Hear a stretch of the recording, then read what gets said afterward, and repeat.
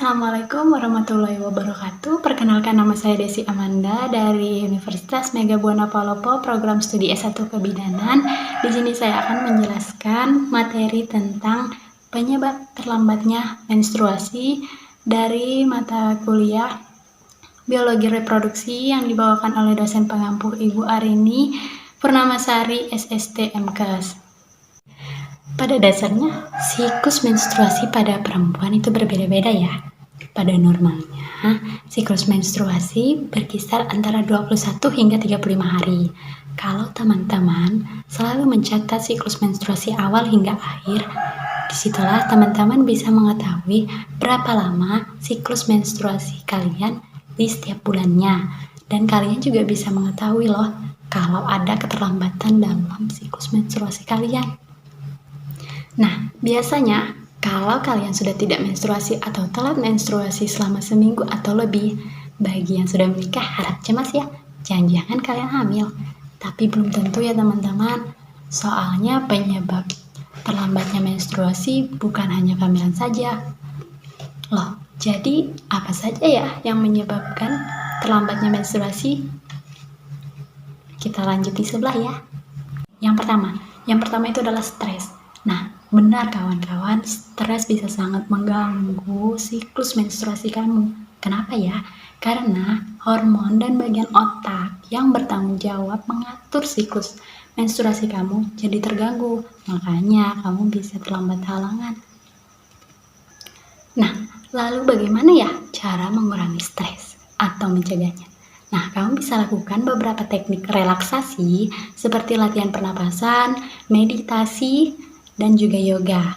Nah, kalau kamu stres dikarenakan masalah seperti masalah keluarga atau diputusin pacarnya, nah di sini kamu perlu menceritakan masalah kamu ke orang-orang terdekat kamu supaya kamu bisa menjadi lega atau mereka juga bisa membantu mencarikan solusi.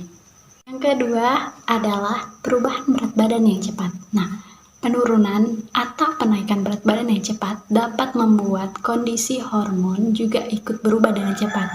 Nah, itu juga bisa menyebabkan terlambatnya menstruasi loh.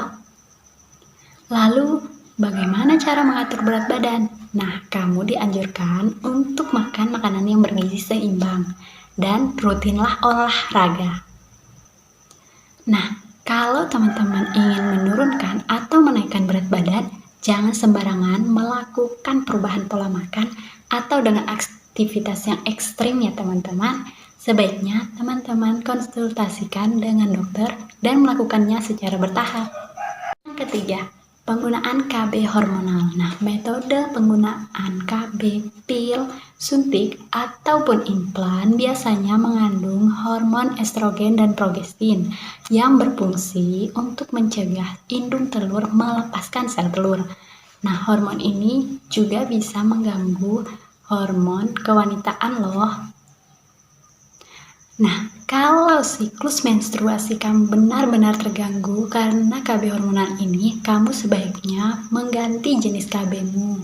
Kamu bisa berkonsultasi kepada dokter atau bidan untuk mendapatkan informasi yang lebih lanjut tentang KB yang lainnya. Yang keempat, menopause dini.